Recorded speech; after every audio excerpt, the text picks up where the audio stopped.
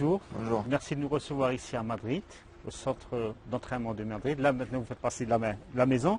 Alors, je ne sais pas s'il faut s'adresser à Zinedine Zidane, le joueur, l'ancien joueur, l'entraîneur, ou bien Zinedine Zidane, le père d'un champion, puisque votre fils Luca a été sacré il y a quelques jours champion d'Europe avec la France des moins de 17 ans.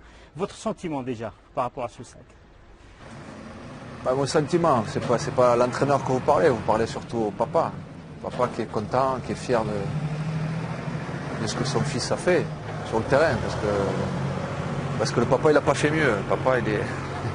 Papa, à 17 ans, il n'était pas champion d'Europe. Donc du coup, je suis content pour lui qu'il puisse marquer l'histoire quelque part comme l'ont fait Benzema. Parce qu'à 17 ans, je crois que c'est les deux seules générations qui ont été championnes d'Europe. Donc très content pour lui et pour toute son équipe. Vous attendiez à cette performance? Oui. Ouais, parce qu'il me disait qu'ils avaient une belle équipe avec de très bons défenseurs. Donc comme lui c'est un bon gardien, du coup ils avaient de grandes chances de pouvoir au moins aller très loin dans la compétition et d'aller en finale. Et après gagner, c'est toujours pareil sur un match. Mais c'est ce qu'ils ont fait de bien contre les Allemands. Mais il n'y avait pas que Benzema, il y avait aussi deux autres franco-algériens qui ont terminé leur carrière en équipe d'Algérie. Yebda et Megni qui ont été aussi Champion du monde. champions du monde des U17. Ouais. Vous me l'apprenez. Ouais. C'était en 2001 avec la France. Voilà, nous on s'attendait beaucoup plus de l'extérieur à l'éclosion d'Enzo. Et finalement c'est Luca qui a... Non, chacun a son parcours, ils sont différents. Enzo est toujours là, il est toujours avec. D'ailleurs, cette année, il s'est entraîné avec moi toute la saison. Il n'a pas beaucoup joué, mais il est toujours dans son cursus en fait, où il apprend, où il est tout. Voilà, il est toujours là. Après, Luca c'est différent, il est gardien de but, il est plus jeune.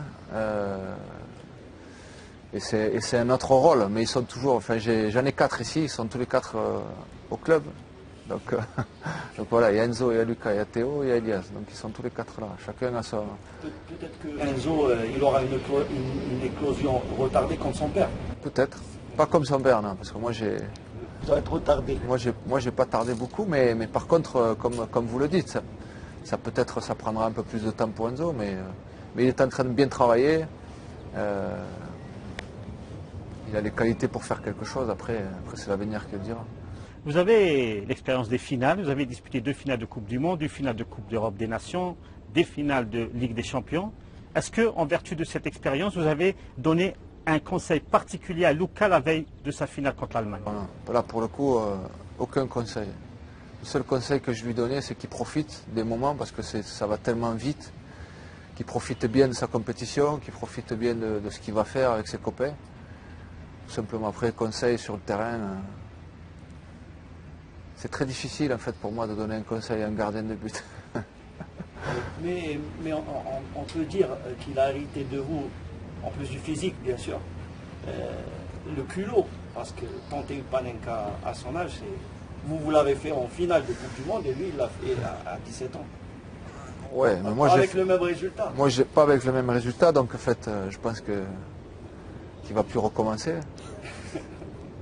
Mais après c'est ouais, comme vous avez dit, c'est-à-dire du culot, c'est sa personnalité aussi qui est comme ça, c'est-à-dire qu'il ne fait pas attention, il joue vraiment avec son instinct, et c'est tant mieux comme ça, c'est-à-dire qu'il ne faut pas réfléchir quand vous avez...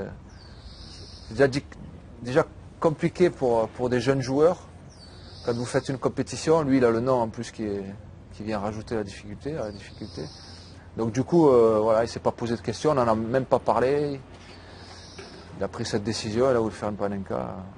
Il a raté, mais derrière, il a été bon sur le pénalty arrêté, parce qu'il en a arrêté 3, donc qui aura permis de se qualifier. Mais on sent qu'il a voulu imiter son père, parce qu'il a tiré exactement de la même manière que l'avait tiré. À la seule différence que la balle, chez lui, a ricoché sur la transversale, alors que vous, c'était sous la transversale, a franchi la ligne. Il a pensé à son père. Peut-être, il faudra lui poser la question. Il a essayé de faire le même geste en tous les cas. Voilà.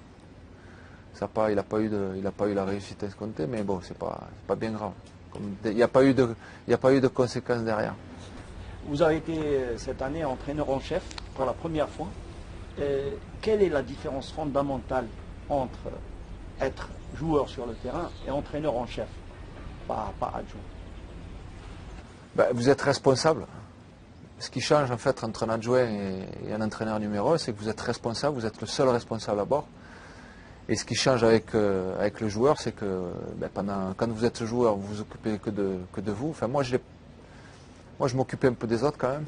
Oui, c'est ce que vous a dit un jour Lizarazu. Moi, je m'occupais un peu des autres sur le terrain. Mais après, quand vous êtes entraîneur, vous vous occupez d'un collectif, vous vous occupez d'un groupe de joueurs où vous avez 22, 23 joueurs. Et là, c'est plus vous. Vous essayez de transmettre quelque chose à l'ensemble des joueurs que vous avez. Donc voilà, toute la différence, elle est là. Sincèrement, comment ils vous voient les joueurs en tant que Zinedine Zidane? Comment ils vous voient? Avec admiration, avec respect? Ouais, je pense qu'il y a quand même ça, il y a quand même de l'admiration du respect, parce que c'est le métier qu'ils veulent faire. Ils savent ce que j'ai fait, parce que pour la plupart c'est des jeunes joueurs, mais c'est des joueurs qui m'ont vu jouer. Donc il y a ce respect au départ. Mais après, vous savez, vous êtes leur entraîneur. Et l'entraîneur, le plus important, c'est de leur transmettre quelque chose pour gagner des matchs. Voilà. Alors c'est marrant au début, le fait que vous soyez, voilà, on regarde votre parcours, ce que vous avez fait, mais après c'est l'entraîneur qui regarde. Au bout de 2-3 mois, et c'est ce qui se passait. Après moi j'étais leur entraîneur et rien d'autre. Vous êtes maintenant entraîneur, mais vous avez été joueur de très haut niveau. Est-ce que votre vécu de joueur vous aide à mieux comprendre maintenant les joueurs qui sont sous votre coupe? Forcément. Forcément que je pars avec un avantage. Parce que je sais, je sais exactement de quoi je parle. Et puis je sais ce qu'ils sont en train de vivre, ces joueurs-là, ces jeunes joueurs, parce que c'est des jeunes joueurs. Même s'ils ont un avenir, certainement de toute façon un futur dans le foot, proche, parce que c'est des joueurs qui sont normalement l'année prochaine, pour la plupart, ils auront la possibilité de pouvoir évoluer, même pour certains en première division. C'est surtout ça, enfin, c'est-à-dire que moi je sais par quoi ils passent. Donc oui, c'est plus facile de leur dire quoi ils vont, qu'est-ce qui va leur attendre. Et c'est facile pour vous de comprendre quand un joueur traverse une mauvaise passe, quand il ne va pas bien psychologiquement. Vous pouvez comprendre, vous pouvez sentir déjà ça avant qu'ils vous le disent. Bien sûr, et puis bon, de toute façon, c'est aussi ça. Je veux dire, ça fait partie aussi d'une saison. Les bons résultats, les mauvais résultats, mais aussi les blessures de chacun qu'on a eu d'ailleurs. On n'a pas trop eu de blessures musculaires, mais on a eu quelques pubalgies, on a eu des croisés. Donc c'est compliqué, mais aussi ça fait partie d'une carrière d'un joueur. Et c'est aussi être présent dans ces moments-là pour eux et leur dire qu'il faut pas qu'ils lâchent, que ça fait partie d'un moment d'une carrière pour tous ces joueurs-là et que les beaux jours reviendront rapidement. Déjà, quand vous étiez adjoint de Carlo, on vous sentait très impliqué avec des gesticulations, parfois vous donniez des instructions aux joueurs.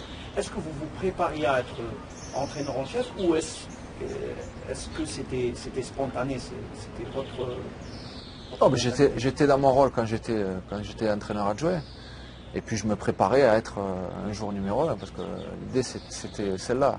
Alors ça s'est fait rapidement parce que j'ai pris le Castilla. J'avais envie d'être confronté tout de suite à la responsabilité comme numéro 1. C'est pour ça que je l'ai fait. Mais ça a été une belle expérience justement d'être avec Ancelotti.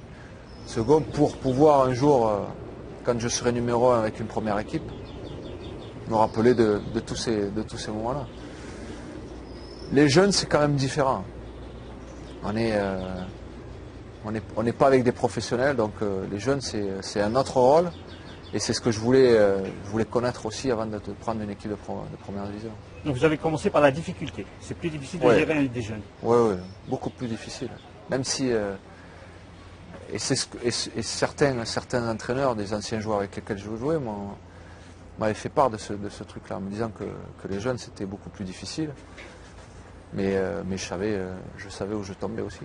Après votre carrière de joueur, vous avez fait un petit break, mais après mûre réflexion, vous avez décidé de rester sur le terrain, de devenir entraîneur. Maintenant que vous avez déjà goûté à ce métier, est-ce que vous êtes conforté dans votre conviction que c'est ce que vous voulez? Oui, si je continue en tous les cas dans ce métier, c'est que je suis convaincu que c'est ce que je dois faire. Là, oui, bien sûr. L'année prochaine, je serai encore là. Pour le moment, ça serait dans l'idée de toujours entraîner le Castilla. Et puis après, l'année prochaine, on verra ce qui se passera. On verra ce qui se passera ici d'ailleurs au club. Et après, il peut y avoir des possibilités aussi ailleurs. Après, est-ce que ça va durer 5 ans, 10 ans, 20 ans, ça je ne peux pas vous le dire. Vous avez dans l'équipe réserve, la Castilla, une jeune pépite, le Norvégien Martin Odegaard, qu'on présente comme un futur crack. D'ailleurs, il a joué quelques minutes contre Getafe lors de la dernière journée